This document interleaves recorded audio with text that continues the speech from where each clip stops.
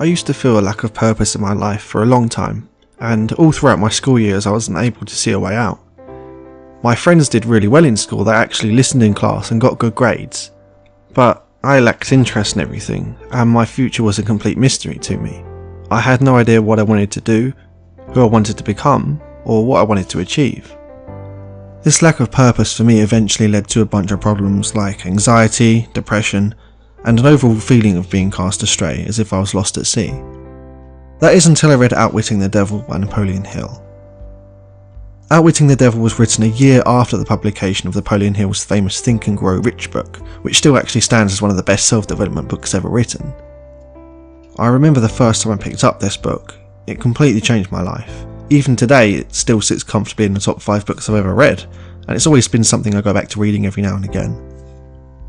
Unlike Think and Grow Rich, Outwitting the Devil was considered too controversial for publication at the time by many people, including Napoleon Hill's wife, and it remained unpublished until 2011, long after Napoleon Hill's death.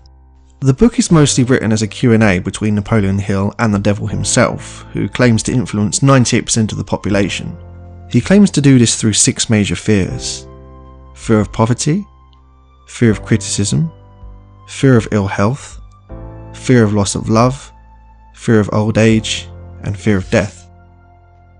I mean, ask yourself for a second, are any of these fears actually present in your life? Have any of these fears ever held you back from doing something which you know you should do? The devil claims this is from his doing.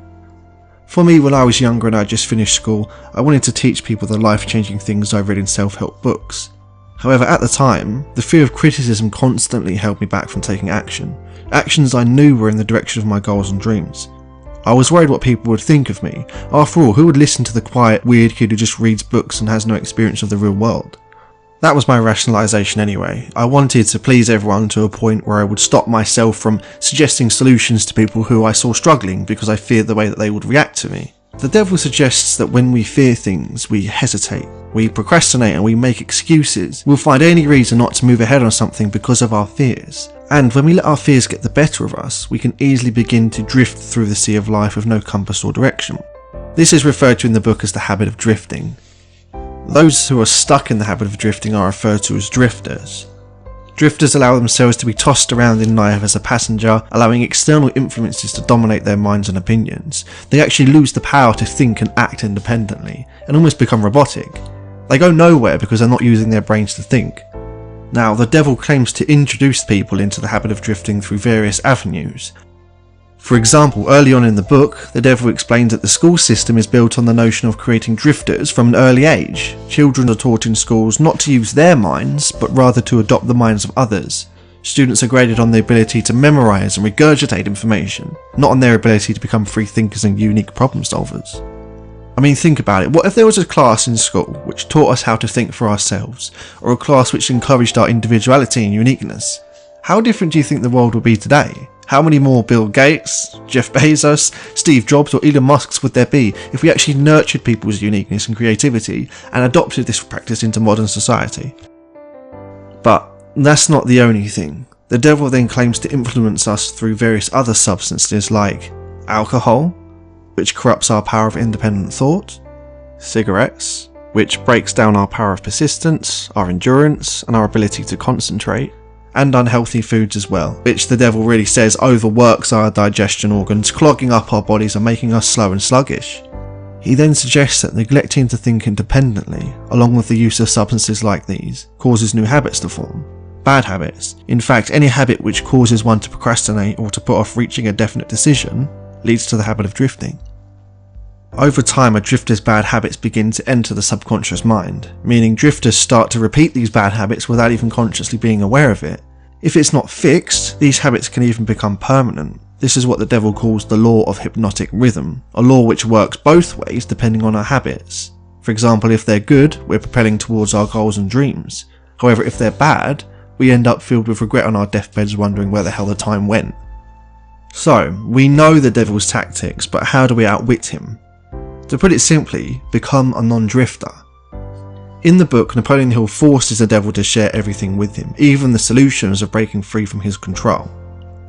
Now, the devil goes on to say, A non-drifter is described as someone who is always engaged in doing something definite, through some well-organised plan which is definite as well. Someone who never blames others for his or her mistakes. Someone who knows exactly what is wanted and is determined to get it, no matter how long it may take or what price must be paid. Someone whose mind is inspiration to all who come into contact with it, not a mind which has been influenced, a mind used for all purposes.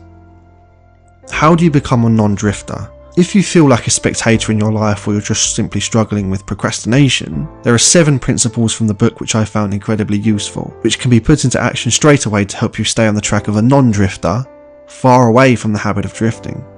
1. Definiteness of purpose. Choose a purpose, a big goal, a life mission, and move towards it relentlessly. When you do something with purpose, you do it with determination. When your activities have a purpose, you have an aim or intention in mind. 2. Mastery over self. Discipline equals freedom. Be sure to say yes to the things that serve you and have the will to say no to the things which don't.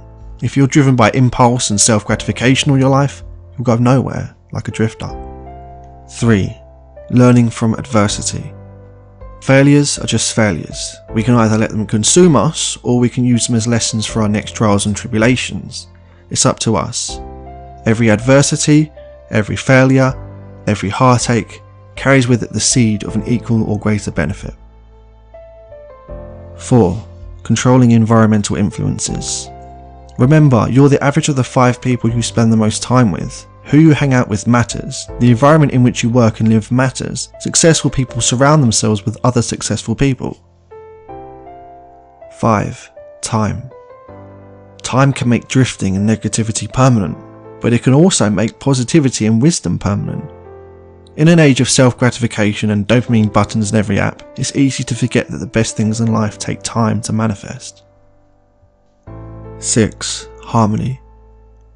In order for you to balance mental, spiritual and physical aspects of your life, you must be the main actor. Put yourself first in situations and don't try to please everyone. If you focus on trying to please everyone, you will lose sight of your own purpose and values. 7. Caution. Always act, but think before you act.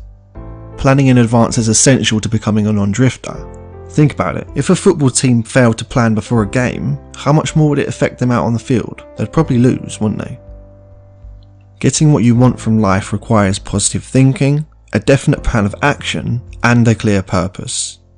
By following these principles and making a conscious effort to implement as much of this into your life, you give yourself back the power.